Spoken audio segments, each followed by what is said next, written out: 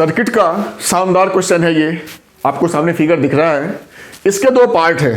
पहले आपको ये R निकालना है, रेजिस्टेंस कितना होगा, और दूसरा पार्ट है ये जो पॉइंट A और B आपको दिख रहा है, इसके अक्रॉस कितना वोल्टेज डिफरेंस होगा। ठीक है, कैसे करेंगे, वन बाय वन करते हैं। देखो पहले यहां पे जो रजिस्टर्स हैं इसको पहले हम सॉल्व करेंगे। तो ये 5 और ये 5 आपस में आपको सीरीज में दिख रहा है, तो दोनों मिलकर के एक रेजिस्टेंस होंगे। इसको मैं यहां लिखता हूं, ये मेरा हो गया 10 ओम। अब देख लो इस पॉइंट A और B के अक्रॉस ये और ये तीनों पैरेलल में है, क्योंकि तीनों का कॉमन पॉइंट सेम है, तो ये तीनों पैरेलल में है। तो जब आप इस तीनों को पैरेलल में सॉल्व करेंगे तो आपका जो R आएगा इन तीनों का वो 5 ओम आएगा। आप कर सकते हो 1/R equals to 1/R1, 1/R2, 1/R3, आपका आ जाएगा 5 ओम। तो अब हम क्या करेंगे, इन तीनों का जो इकट्ठा है इसको मिटाओ। अब ये सर्किट यहां से खत्म हो गया, ये तीनों मिलकर के आपका सीधा हो गया 5 ओम। ठीक है, तीनों पैरेलल में थे, ये हो गया 5 ओम।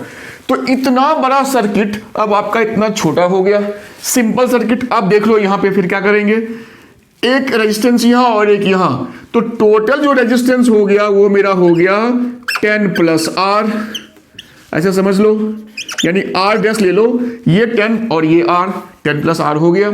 और दो बैटरी है, 6 वोल्ट और 2 वोल्ट, और दोनों बैटरी ऑपोजिट कनेक्टेड है। देखो इसका माइनस और इसका माइनस साथ कनेक्टेड है, मतलब ये ऑपोजिट है।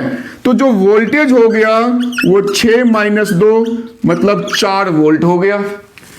करंट दे ही रखा है इस सर्किट में 0.2 एम्पियर। तो देख भाई हमारा जो ओके, यहां तो गलती हो गई, ये भी तो रेजिस्टेंस है आपका 5 ओम, तो इसको करो 15 ओम। 10 plus 5 plus R, 15 plus R। ठीक है, गलती देखो यहां पे हो रही थी। अब हमारा वोल्टेज हो गया। तो देखो भाई जो हमारा रेजिस्टेंस होता है ओम्स लॉ क्या होता है, V/I। V है हमारा 4 वोल्ट और I है मेरा 0.2, तो ये पॉइंट गया ऊपर, तो ये मेरा हो गया 20 ओम।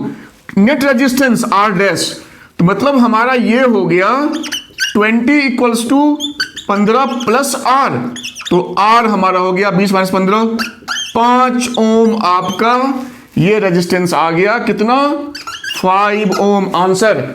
अब A और B का वोल्टेज, तो भाई देखो इसमें करंट तो यही है, तो V क्या होता है, I इंटू R, तो ये 1 वोल्ट। यही था इसका दोनों पार्ट का आंसर।